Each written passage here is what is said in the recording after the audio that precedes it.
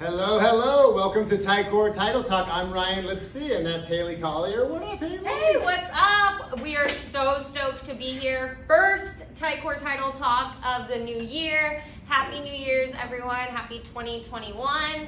And we're off to it. And good riddance 2020. Bye. Bye. It's funny. We were just kind of having the conversation of like, it kind of still we're still in the same flow of things. Hopefully we can, setting goals and getting started can kind of light a fire under us and get some people motivated, ready. I mean, we're in an awesome market in real estate. So it picked up right where it left off. Exactly. And so the motivation, the fire is still there. And so let's keep that. Let's focus on that. Yeah, I mean, if the federal government wants to act all wacky, or if any other markets or spaces are acting wacky, the real estate industry is still on fire. I mean, as fast as it hits the market, it goes in escrow, right? Is that what we're seeing? Yeah, we're seeing things just fly off the shelf. I actually just, with one of our clients yesterday, we were on the phone. The buyers actually were first-time home buyers. Some things started to come up through the process, so they pulled out. They got a little scared, and I was on the phone, and she was like, "Oh, they'll be sending in the cancellation," and she's like, "It's okay. We had 10 backup offers on this one." And I was like, "Oh my gosh." She was like, "Yeah, we're going back into escrow, so just look out for the new contract." Like, it's crazy out there. And the rates have come down, which means you can afford more house with the same payment. And I just feel for buyers right now because you're up against it on the competition side, but there's such a great benefit and opportunity with this cheap money, so it's kind of like a catch-22. Yeah, and I actually just read, sitting in here, just read an article before you guys walked in that they're saying home prices in San Diego are going to continue to increase to 8.3%. That's a huge increase. I don't know. I mean, tell us what you guys think about that. Drop some comments, drop some articles. Let us know. We love to read some stuff. But I just saw that and I was like, whoa. If we thought it couldn't be any more on fire, interest rates are going to continue to be as low as they are. Housing prices are going to go up. People are still able to afford homes. We're going to have people upsizing. We're going to have people going into different homes, first-time home buyers. It's going to be second homes, investment properties. It's all. Look, we don't try to get too far in the future. We take it as it comes, and we're in the now and in the present tense and just living here today. But if you do take a gander and a little peek at the future and what's coming at us market-wise, it's pretty exciting. For sellers, for investors, there's a tiny profit to be had. So we have all kinds of transactions still happening. We're in the midst of a refinance boom, and we wanted to go over notaries. What is a notary? What does it do to a document without a notary versus signed with a notary? And what are some of the interesting cases that we've had recently with foreign notaries, out of country notaries, that type of thing. Yeah, so where do we want to start? Speaking of here and now, we've had some, crazy. The market's on fire, so people everywhere, all over the world, that own investment properties in San Diego or looking to buy properties in San Diego, they're looking to do transactions. So whether you be in a different state, in a different country, it can get done. But a huge, huge requirement with all recording documents is having the California, especially, obviously, we're going to talk about California.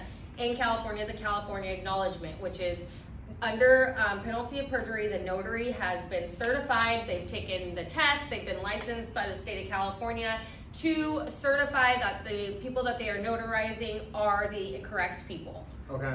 And what you were saying earlier is you said there's crazy things that happen, crazy consequences. They have to get a thumbprint, and I think you can do digital thumbprints now, and COVID-free touching and whatnot. But they verify that Ryan Lipsey and Haley are the actual physically present signing the document. That's essentially the function of a notary. And when you're certified public notary, then they take your word for it, right? Because there's some, I don't know if it's jail time, I don't know if you're sentenced to death, or I don't know what the penalty of perjury. Stoned. But we know a lot of notaries. My cousin Alicia is a notary, and they won't even go near any type of shadiness when it comes to notary. So there must be something very serious in terms of consequences involved with that. Plus, it's just that most people are inherently good and try to do the right thing, right? So the notary essentially vouches that it was that person that's on the document that actually signed the document. That's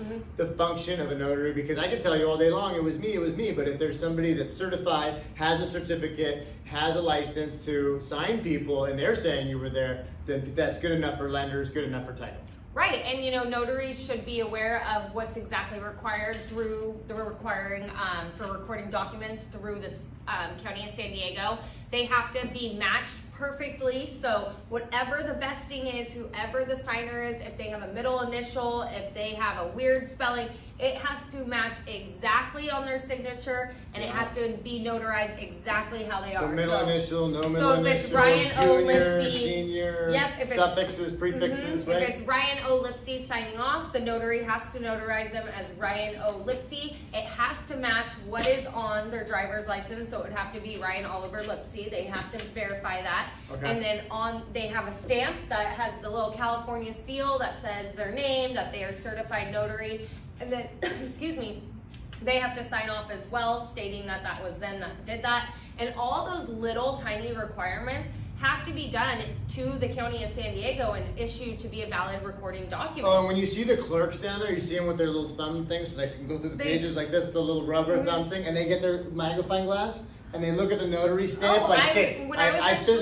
We title reps used to go to the county to record documents. Like when I actually did record documents being on the title desk, there's times I had to lick my finger and like hit the stamp, because you can't really tell, like, it could look like a copy. I had to, like too perfect. I had to, if it was too perfect, if the handwriting, like the signatures looked just like a copy. You need wet signatures. You need hard, like original wet signatures. There is ways to test it. I mean, there's the finger test where I could just lick my finger and swipe it on the ink and see the ink move and it will smudge.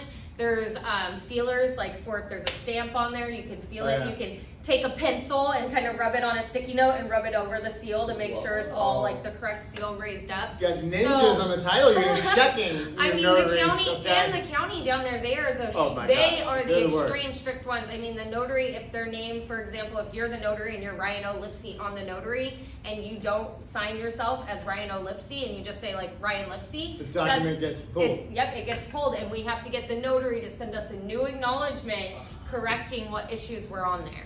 And if there's any mismatch on the document, like say there's the middle initial on the signature line or not, or on the signature line and not on the notary acknowledgement, we have to get an actual in writing from the notary saying that it's okay, that that was the correct person. So we still have to verify if there's the missing initial or not. So there's a lot of importance that goes behind that little tiny box, and that's just if you're getting notarized in the state of California.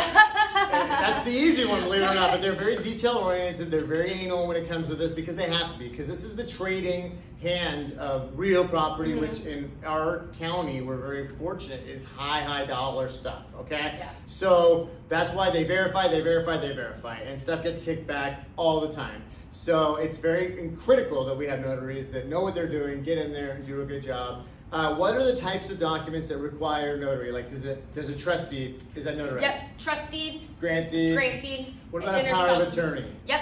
So if I'm leaving and I want my power of attorney, and I can get that notarized, and that person can sign on my behalf. So you actually just kind of hit on a different topic, which we can talk about more if you guys have questions on it, but there's a different kind of acknowledgement as well. Okay. So there is the California acknowledgement for, the grant deeds, deeds of trust, interspousal deeds, all those kind of deeds. But then power of attorneys, they don't have to have that full acknowledgement box. There's a different kind of little notary box that's still like an abbreviated, like an abbreviated kind of one. And then also too, for real estate transactions, you have to have there's the specific power of attorney that states exactly that it is property. Because imagine a trust or something in the liquidation, and this power of attorney is a general power of attorney for all assets in the trust.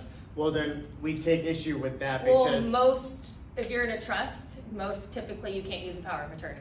So ninja tip, if you're in a trust, you can't use a power of attorney. So you just go with the trust docs and see who has signing rights in the authorities section? Most trusts state that a power of attorney cannot be used to transfer properties. But some people still teach have a power of attorney as like an estate Oh, yeah. management tool instead of a trust, I guess. Well, and if, like, for example, if people travel out of the country a lot, this is kind of something we came across this week on some recording stuff.